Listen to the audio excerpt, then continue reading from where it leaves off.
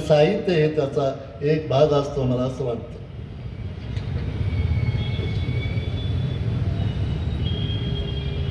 आता मी समारोपाकडे मगाशी 2-3दा मी म्हणालो की आजची परिस्थिती तशी काय फारशी बरी वाटत नाही, समाधानकारक वाटत नाही. आमचे मीडियाचे कोण लोक आले असतील, पत्रकार वगैरे, तर त्यांच्यासाठी मुद्दा मी सांगतो. हे बदललं पाहिजे, बदलायला पाहिजे. पण हे चुकीचं असेल. हे कशाच्या आधारावर उभा आहे? तो आधार नष्ट केला की ते कोलमडून पडेल. त्याचे 4 आधार सांगतो. शक्य झालं तर ते बदलण्याचा आपण प्रयत्न करूया.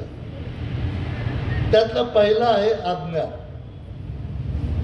मगाशी म्हणाल तसं की आजच्या या देशाच्या किंवा देश चालवणारे जे लोक आहेत त्यांचा एक कलमी कार्यक्रम आहे की अज्ञानाचं सार्वत्रिकरण करणं. त्यासाठी जे जे काय करावं लागतं त्यातलं पहिलं कारण, पहिला उद्देश, पहिला उपक्रम म्हणजे धार्मिकता वाढवणे,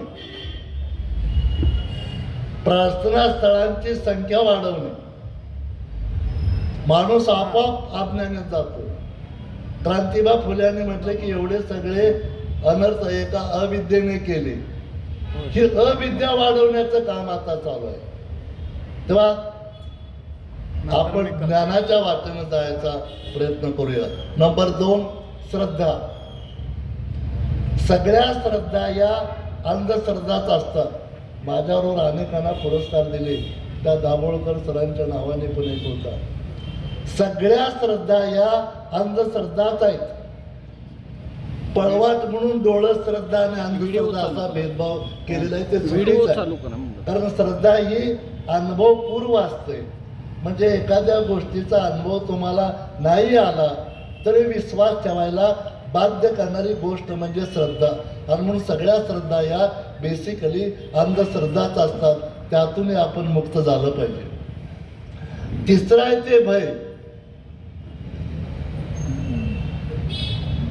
भय आणि श्रद्धेच्या भांडवलावरच यांचा सगळा व्यापार चालू आहे सध्या.